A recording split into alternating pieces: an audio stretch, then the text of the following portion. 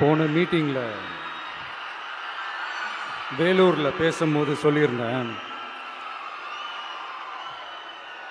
தமிழ்நாடு தான் விஜய், விஜய் தான் தமிழ்நாடு அப்படின்னு நான் சொல்லியிருந்தேன். அது ஏன் அப்படி சொன்னேன் அப்படின்னா, தமிழ்நாட்டு மக்களுடைய ஒரே பிரதிநிதியாக, உண்மையான ஒரு பிரதிநிதியாக நாம் மட்டும்தான் இருக்கிறோம் அப்படின்றதுக்காக தான் அப்படி நான் சொன்னேன். அப்புறம் அந்த தேர்தல் பற்றியும் நான் சொல்லியிருந்தேன்.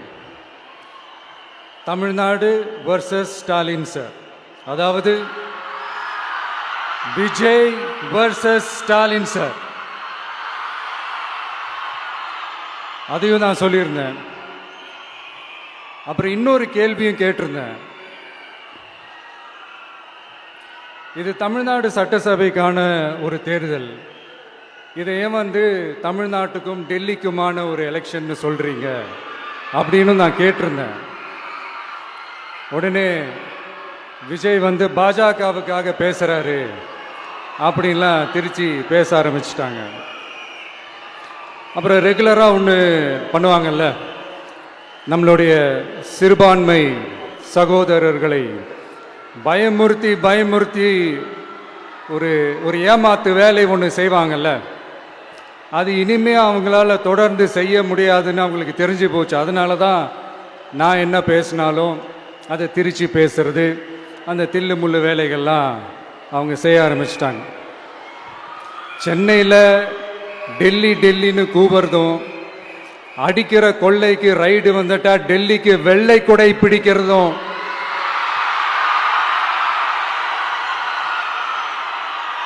இதெல்லாம் யாருன்னு உங்களுக்கே நல்லா தெரியும். தமிழ்நாட்டை காப்பாற்றுறது திமுக தான், தமிழ்நாட்டை பொழைக்க வைக்கிறது திமுக தான், இதெல்லாமே பண்ணுறது திமுக தான், ஸ்டாலின் சார் தான். இதெல்லாம் ஒர்க் அவுட்டே ஆகாது பாஸ்.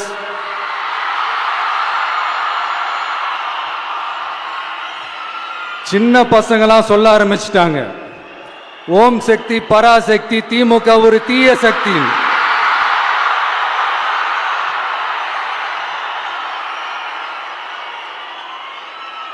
அதனால இந்த தமிழ்நாடு இன்னொன்று வேற ஒன்று சொல்றாங்க. அது என்னடான்னா, தமிழ்நாட்டு அணி டெல்லி அணியா. கிரிக்கெட்ல கூட தமிழ்நாட்டு அணியை டெல்லி அணியால தொட்டு கூட பார்க்க முடியாது.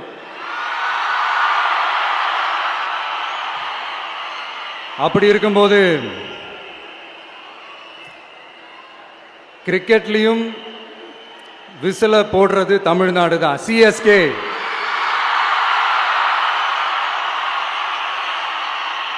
வரப்போற எலெக்ஷன்லயும் விசில போட போறது நம்ம டிவிக்கே தான். தமிழ்நாடு தான் டிவிக்கே, டிவிக்கே தான் தமிழ்நாடு. இந்த அணி அந்த அணி டெல்லி அணி இதெல்லாம் அனைத்தும் உடைஞ்சி நொறுங்கும், டிவிக்கே அடிச்சு நொறுக்கும்.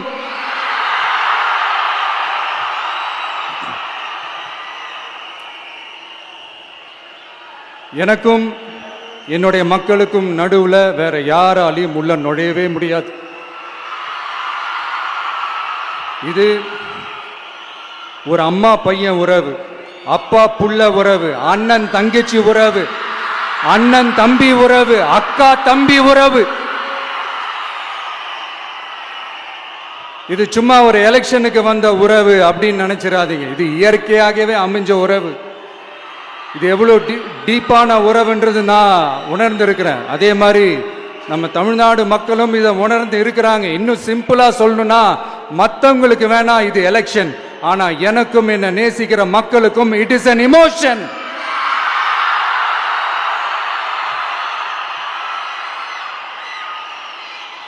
And it is not an ordinary emotion. It is a powerful oceanic emotion. இப்படி இருக்கும்போது வீட்டுக்கு வீடு விஜய், தமிழ்நாட்டுக்காக விஜய், வெற்றி பேரணியில் தமிழ்நாடு, இதெல்லாமே 100% இந்த எலெக்ஷன்ல அது ப்ரூவ் ஆகும்.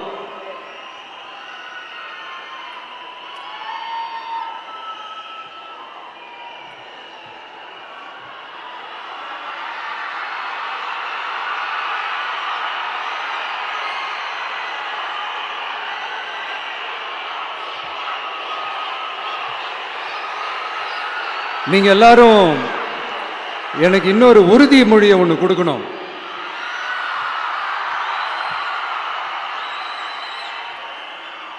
ஊழலற்ற உண்மையான சமூக நீதியை நிலைநாட்ட நம்ம ஆட்சியை அமைப்பீங்க தானே? உங்களை தான் கேட்கிறேன், நம்ம ஆட்சியை அமைப்பீங்க தானே? இந்த விஜய்க்கு ஒரு வாய்ப்பு கொடுப்பீங்க தானே? உண்மையிலே கொடுப்பீங்க தானே? இந்த விஜய நம்புறீங்க தானே? ஒவ்வொரு வீட்லயும் விசில் சத்தம் கேட்கும் தானே? அந்த விசில் சத்தம் ஒவ்வொரு பூத்திலையும் புயலா ஒலிக்கும் தானே? Thank you, thank you, thank you.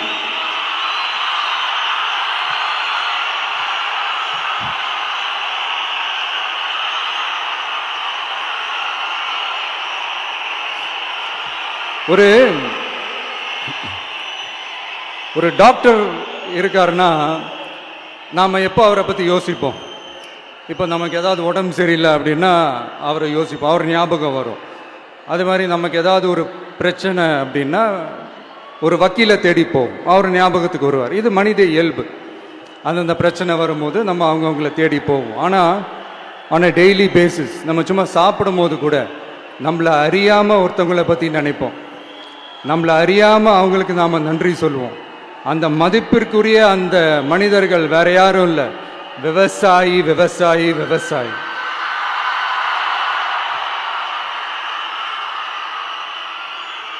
அவங்க பார்க்கறதுக்கு வேணா சாதாரணமா இருப்பாங்க, ஆனா அவங்க சாதாரணமான மனிதர்கள்லாம் கிடையாது.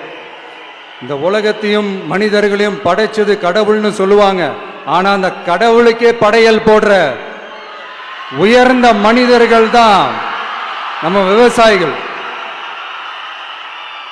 இந்த பூமியில உயிர் இருக்குது, இந்த பூமியில பூ பூக்கும், காய் காய்க்கும், பூத்து குலுங்கும்னு இந்த பூமியை அழகா காட்டி இந்த பூமியை சாமி ஆக்கிறதுல இயற்கையோட சேர்ந்து நம்ம விவசாயிகளுக்கும் ஒரு முக்கிய பங்கு ஒன்று இருக்குது. அதனால நான் ஏதோ ஓவரா ஏதோ சொல்றேன்னு நினைக்காதீங்க. எனக்கு இந்த அடுத்த ஜென்மம் மறுபிறவியை பற்றியெல்லாம் எனக்கு தெரியாது. அது உண்மை அப்படின்னா அடுத்த ஜென்மத்தில் நான் ஒரு விவசாயி குடும்பத்தில் பிறக்கணும்னு ஆசைப்படுறேன்.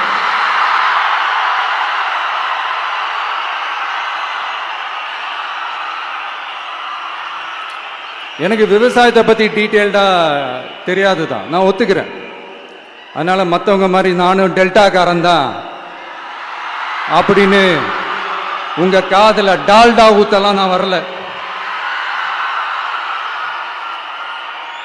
எனக்கு விவசாயத்தை பத்தி டீட்டெயில்டா தெரியலனா கூட அவங்க படுற கஷ்டங்களை பத்தி எனக்கு நல்லாவே தெரியும். நம்மளுடைய முதல் அரசியல் பயணம் தொடங்கினதே அந்த பரந்தூர் விஷயத்தை கையில் எடுத்துதான். அதனால நம்மளுடைய இந்த ஆட்சி அமைஞ்சதும் தீர்க்க வேண்டிய முக்கியமான பிரச்சனைகள்ல நம்மளுடைய விவசாய பிரச்சனைகளும் ஒண்ணு. முதல்வர் அவர்களுக்கு இந்த மாதிரி நீங்க அது செஞ்சிட்டேன் இது செஞ்சிட்டேன் அப்படின்னு நிறைய பெருமையா சொல்லிக்கிறீங்களே, ஒரு அடிப்படை ஒரு பிரச்சனையை பத்தி ஒன்று பேசுவோமா? கொஞ்ச நாளைக்கு முன்னாடி ஐநா சபை ஒரு ரிப்போர்ட் ஒன்று வெளியிட்டிருந்தாங்க. அது கூட தினத்தந்தி நியூஸ்ல கூட வந்துச்சு. உடனே கூகுள் பண்ணி எதுவும் தேடாதீங்க, உங்க ஏஜென்சி வச்சு எதுவும் சர்வே கிருவே எடுக்காதீங்க. எதுக்கு உங்களுக்கு சிரமம்? நானே என்னன்னு சொல்றேன். தண்ணீர் திவால் அப்படின்ற அந்த தலைப்புல தண்ணியே இல்லாம திவால் ஆக போகுது அப்படின்ற அந்த கட்டுரை படிக்கும் போது உண்மையிலேயே மனசுக்கு ரொம்ப பகீர்னு இருந்தது. இந்தியாவிலேயே அது முக்கியமா நம்ம தமிழ்நாட்டில் இன்னும் கொஞ்ச காலத்திலேயே தண்ணியே இல்லாம திவாலாக போகுதான். அதுக்கு காரணம் நிலத்தடி நீரை பாதுகாக்காம விட்டது தான் காரணமா. மண்ணையும் மணலையும் கொள்ளையடிச்சா பின்ன வேற என்ன நடக்கும்? மலைகளை முழுகினா பின்ன வேற என்ன நடக்கும்? கனிம வளங்களை கொள்ளையடிச்சா பின்ன வேற என்ன நடக்கும்? இந்த மணல் கொள்ளையில ஈடுபட்டவங்கள மேல நீங்க சரியா நடவடிக்கை எடுக்கலன்னு அது போதுமானதாக இல்லை அப்படின்ட்டு சென்னை உயர்நீதிமன்றம் சொன்னிச்சே, மறந்துட்டீங்களா? இந்த மணல் கொள்ளை, கனிம வள கொள்ளை, இதுக்கெல்லாம் காரணம் மணல் மாஃபியா குரூப் தான் மதுரை உயர்நீதிமன்றம் அந்த கிளை சொன்னிச்சு. அதை மறந்துட்டீங்களா? இந்த மணல் மாஃபியா குரூப்புக்கு ஆதரவு அளிக்கிறது யாரு? உங்க திமுக கவர்மெண்ட் தானே. அது இல்லைன்னு சொல்ல முடியுமா? அவங்களோட டீலிங்ல இருக்கிறது யாரு? நீங்க தானே. அது இல்லைன்னு சொல்ல முடியுமா? தண்ணி திவாலாக போகுது, மணல் திவாலாக போகுது, கனிம வளம் திவாலாக போகுது. மொத்தத்தில் உங்க ஆட்சியில தமிழ்நாடு திவாலாக போகுது. கடன் மேல கடன் வாங்கிட்டு உங்க கவர்மெண்டே குப்பராட்சி படுத்துக்குச்சு. உங்ககிட்ட பேசுறதும் ஒண்ணுதான். சரி, அதை விடுங்க.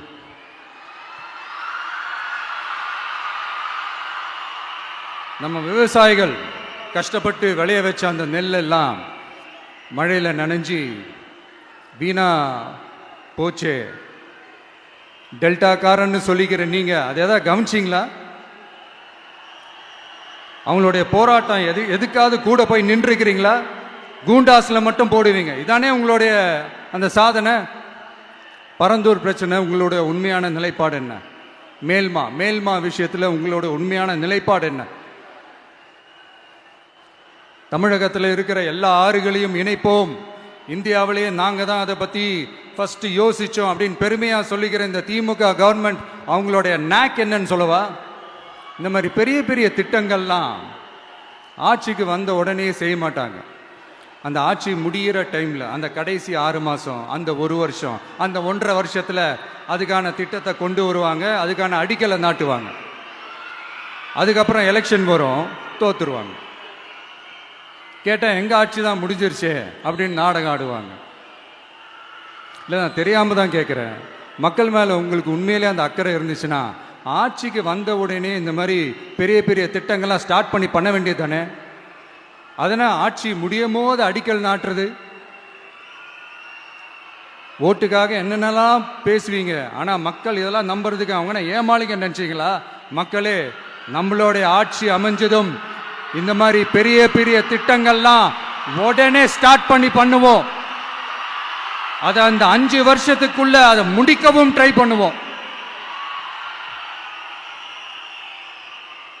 ஸோ இப்படிலாம் நம்ம பேசினா காவிரி பிரச்சனையில் உன் கருத்து என்ன, முல்லை பெரியார் பிரச்சனையில் உன் கருத்து என்ன, இப்படிலாம் அதெல்லாம் பற்றி உனக்கு என்ன தெரியுமா அப்படின்னு கேட்க ஆரம்பிச்சிருவாங்க. ஐயா, உலக மகா மேதைகளே, ROV, ரிமோட்லி ஆப்ரேட்டட் வெஹிக்கிள், அதை வச்சு தண்ணிக்குள்ளேயே போய் அணைகளோட உறுதித்தன்மையை ஆராய்ச்சி பார்க்குற வரைக்கும் நான் எல்லாம் தெரிஞ்சுதான் வச்சிருக்கிறேன். ஒருத்தன் சைலண்டா இருக்கான், அமைதியா இருக்கான்னா உடனே அவனுக்கு எதுவுமே தெரியாது நினைச்சிடாதீங்க. சும்மா கருத்து சொல்லிக்கிட்டு கம்பு சுத்திக்கிட்டு இருந்தா எல்லாமே நடந்துருமா? நசன் பேசி அதை கேட்டு மக்கள் வெறுத்து போயிட்டாங்க. உருப்படியா ஏதாவது யோசிங்கயான்னு மக்கள் நினைக்கிறத யாருக்கு தெரியுதோ தெரியலையோ, எனக்கு அது நல்லாவே தெரியுது. உரிய இடத்துக்கு போய் சம்பந்தப்பட்டவங்களோட பேசி அதுக்கான சொல்யூஷன் என்னன்னு தெரிஞ்சுக்கிட்டு அதை ப்ராப்பரா எக்ஸிக்யூட் பண்ணணும். அடுத்து, நம்மளுடைய கடல் விவசாயிகளான நம்மளுடைய மீனவர்களுடைய பிரச்சனைக்கு அப்பப்போ எந்திரிச்சு கடிதம் எழுதிட்டு திரும்ப தூங்க போயிடுவார். அவ்வளோதான், அதோட அது அப்படியே கிடக்கும். மானே, தேனே, பொன்மானே,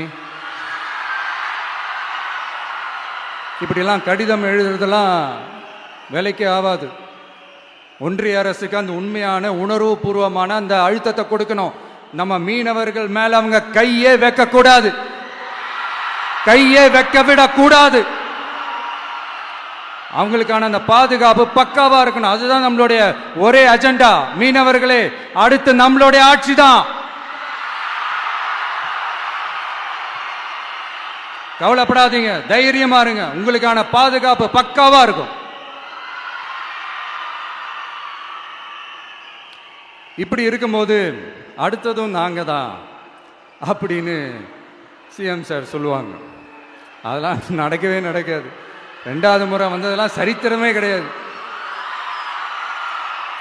இந்த சைனால கிரேட் வால் ஆஃப் சைனா கேள்விப்பட்டிருப்பீங்க. அதோடைய நீளத்தை விட பெரிய டாஸ்க் இது. ஆனானப்பட்ட அவங்க அப்பாவாலே முடியல.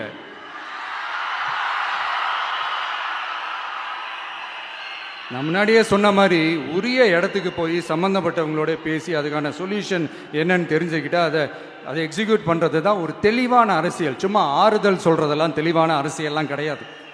அதெல்லாம் ஒரு ஹம்பக் அரசியல். அரசியலுக்கு வந்துட்டா கலெக்ஷன் பார்க்கலாம் அப்படின்றதெல்லாம் அரசியல் கிடையாது. உண்மையிலே மக்களுக்கான அந்த உழைப்பு இருக்கணும். அதனால தான் நாம் அரசியலுக்கு வந்திருக்கிறோம். இது எதிரிங்களுக்கு நல்லாவே தெரியும். அதனால தான் நம்மளை சுற்றி அத்தனை சதிகள். அதில் முக்கியமான சதி என்ன தெரியுமா? இதை பாரு, ஒன்று நீ இல்லைனா நான் இல்லைனா நீ இல்லைனா நான். நமக்குள்ள வேற எவனும் நடுவில் வந்துடக்கூடாது. நாம 2 பேரால மட்டும்தான் மக்களை ஈஸியா ஏமாத்த முடியும். இந்த விஜய் வந்ததுனால நமக்கு பொழப்பே போச்சு. மக்கள் வேற அவனை தான் நம்புறாங்க. நாம வெளியே அடிச்சுக்கிற மாதிரி அடிச்சுக்கிட்டாலும் உள்ள நம்மளுடைய டீலிங் பக்காவா இருக்கணும். மக்களோட ஃபீலிங்ஸை பத்திலாம் நமக்கு கவலை இல்லை. நமக்கு டீலிங் தான் முக்கியம். மாத்தி ஆட்சிக்கு வந்துடலாம்னு நினைச்சோம். ஆனா அது நடக்காது போல் இருக்கு. அதனால நீ என்ன பண்ற? எஸ்ஓபின்னு போட்டு ஒரு பக்கம் அவனை தடுத்துரு, இன்னொரு பக்கம் அவன் மேல பழி போட்டு நானும் தடுத்துறேன். என்ன ஓகேவா? டீலிங் ஓகேவா? ஓவர்.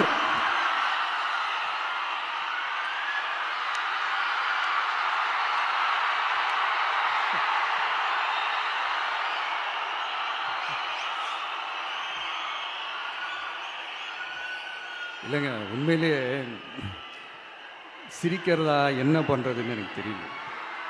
உண்மையிலே இப்படி தான் இருக்கு அவங்க டீலிங்லாம்.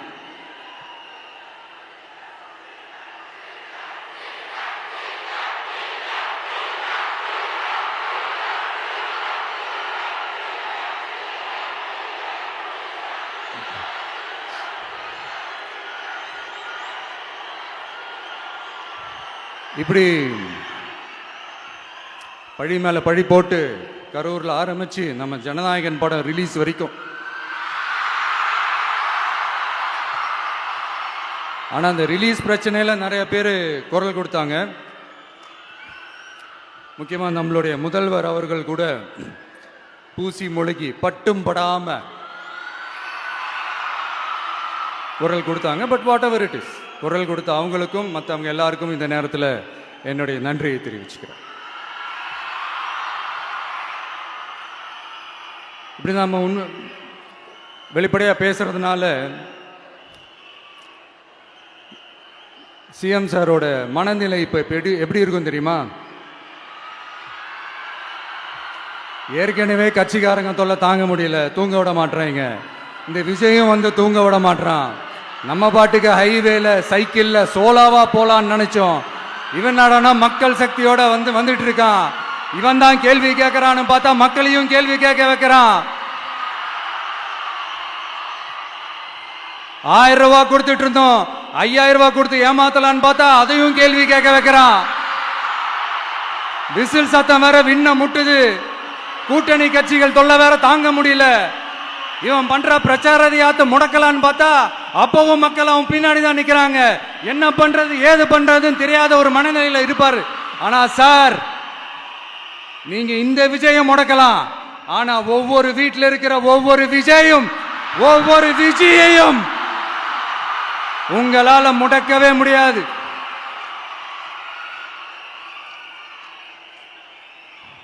அவங்களாம் ஆல்ரெடி பிரச்சாரத்தை ஸ்டார்ட் பண்ணிட்டாங்க சார். வீட்லயே குடும்பமா இறங்குவாங்க பாருங்க பிரச்சாரத்துக்கு. அப்ப உங்களால மட்டும் இல்ல, எந்த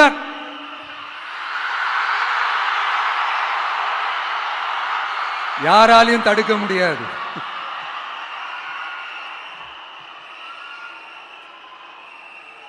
நம்ம டவுன் சவுத்தில் ஒரு ஊர்ல உங்க அப்பாவுக்கு வெங்கல சிலை வைக்கணும்னு ட்ரை பண்ணீங்கல்ல, அதுக்கு சுப்ரீம் கோர்ட் என்ன சொன்னாங்க? மக்களோட பணத்தில் யாருக்கு புகழ் பாட பார்க்குறீங்க அப்படின்னு கேட்டாங்கல்ல. அதுக்கு என்ன அர்த்தம் தெரியுமா? ஊரா வீட்டு நெய்யில உங்க வீட்டுக்கு ஸ்வீட் செய்யாதீங்க. எப்படி? ஊராம் வீட்டு நெய்யில உங்க வீட்டுக்கு ஸ்வீட் செய்யாதீங்கன்னு அர்த்தம். மக்களோட ஒரு அடிப்படை வாழ்வாதாரத்துக்கு ஏதாவது பிரச்சனைக்குன்னு கேட்டா நிதி சுமைன்னு சொல்றீங்க. செல வைக்கிறதுக்கு மட்டும் எங்கிருந்து சார் காசு வருது?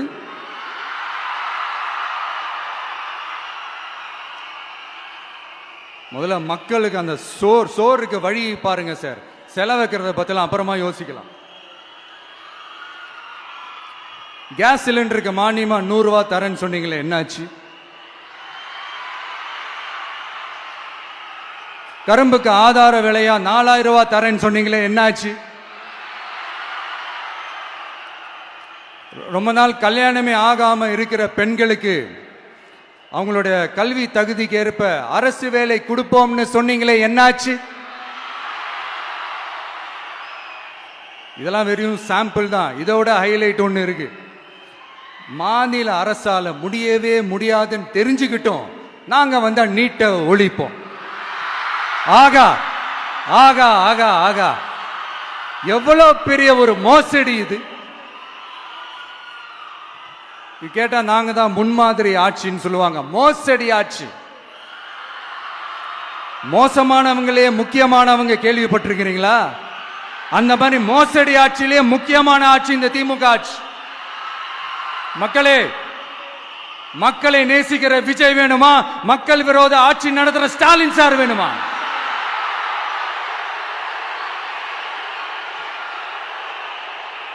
இந்த விஜய் நம்புறீங்களா, ஸ்டாலின் சார் நம்புறீங்களா?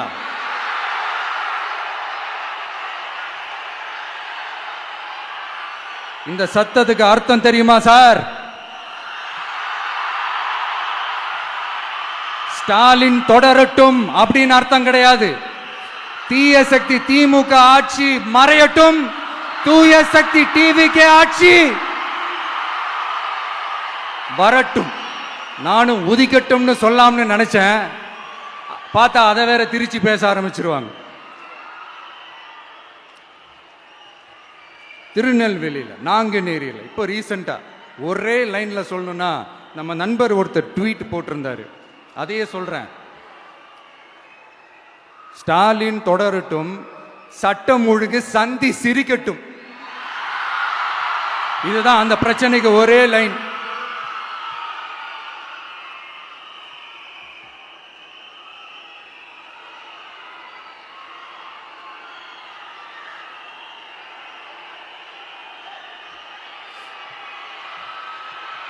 மக்களே, காஞ்சிபுரத்தில், வேலூர்ல எல்லாம் நம்மளோட விஷனை பற்றி சொன்னோம் இல்லையா?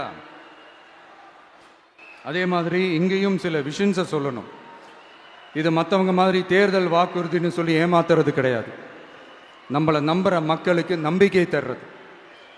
நம்ம ஆட்சிக்கு வந்ததும் இதெல்லாம் செய்ய நடவடிக்கை எடுப்போம்னு சொல்றது.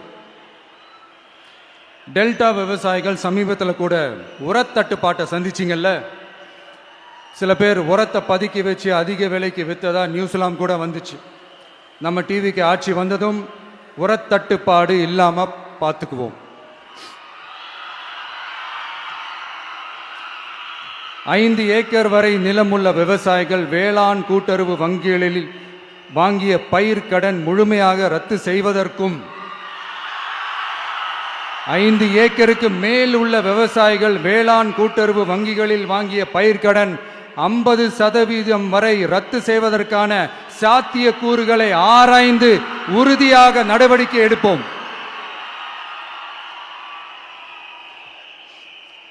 திமுக மாதிரி எல்லாருக்கும்னு சொல்லிட்டு அதுல தகுதி பிக்ஸ் பண்ணி பாகுபாடு காட்டி ஏமாற்ற மாட்டோம். எல்லாத்தையும் வெளிப்படையாக சொல்லுவோம். 2 ஏக்கர் வரை நிலமுள்ள விவசாயிகள் மற்றும் நிலமற்றவர்கள் குடும்பத்தில் யாரும் மாநில மற்றும் ஒன்றிய அரசு ஊழியராக இல்லாமல் இருக்கும் பட்சத்தில் அவர்களின் குழந்தைகளின் பொறியியல் மற்றும் மருத்துவம் உள்ளிட்ட தொழிற்கல்வி முதல் அனைத்து வகை படிப்புகளுக்குமான முழு செலவையும் அரசே ஏற்கும்.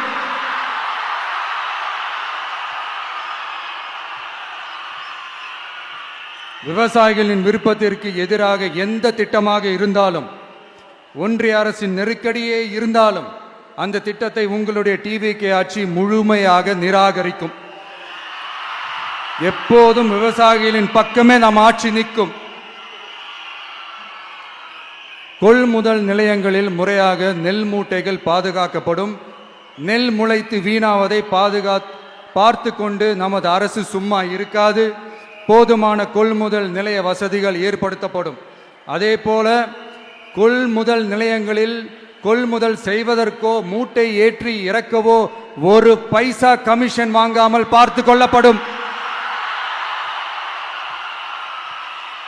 அப்படி கமிஷன் வாங்குவது யாராக இருந்தாலும் கடும் நடவடிக்கை எடுக்கப்படும்.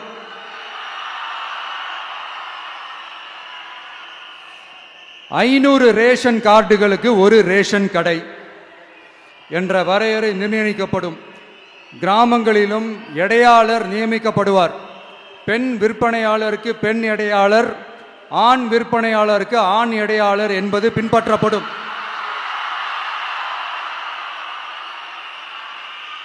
ரேஷன் கடைகளில் அரிசி தவிர அனைத்து பொருள்களும் பாக்கெட் செய்து விநியோகிக்கப்படும்.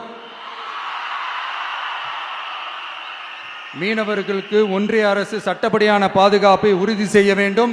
அதற்கான உண்மையான உணர்வுபூர்வமான அழுத்தத்தை ஒன்றிய அரசுக்கு நமது டிவிக்கு அரசு கொடுக்கும். நான் மீண்டும் சொல்றேன். கல்வி, மருத்துவம், ரேஷன், குடிநீர், சாலை வசதி, பஸ் வசதி, இது மாதிரி அடிப்படை விஷயங்களுக்காகத்தான் நம் அரசு முதல்ல முக்கியத்துவம் கொடுக்கும். எனக்கு நம்மளோட குழந்தைகள், நம்ம பெண்கள், நம்ம இளைஞர்கள் லைஃபுக்கு முன்னுரிமை கொடுக்கணும்.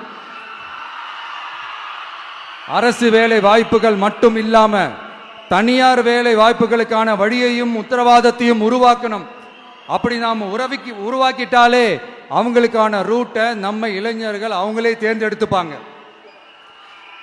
இத்தனை கோடி அத்தனை கோடி ஒப்பந்தம்னு சொல்லி விளம்பரம் மட்டும் செய்யாம உண்மையான ஒப்பந்தம் போட்டு வெள்ளை அறிக்கை வெளியிட்டு அதை செயல்படுத்தினாலே போதும், எல்லாம் தன்னாலே நடக்கும். இங்க என்னனையும் சொல்ல நினைக்கிறேன்.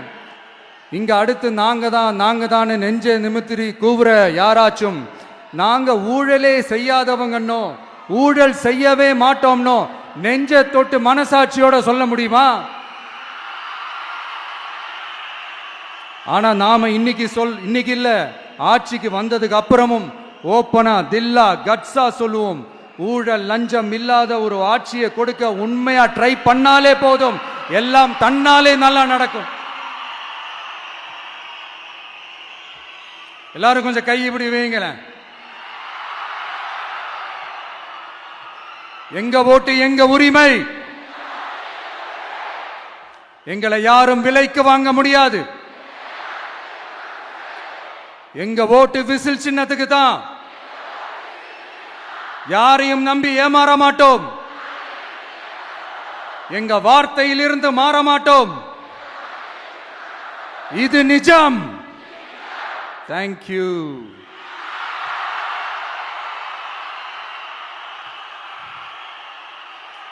என் நெஞ்சில் குடியிருக்கும் தஞ்சை மக்களே,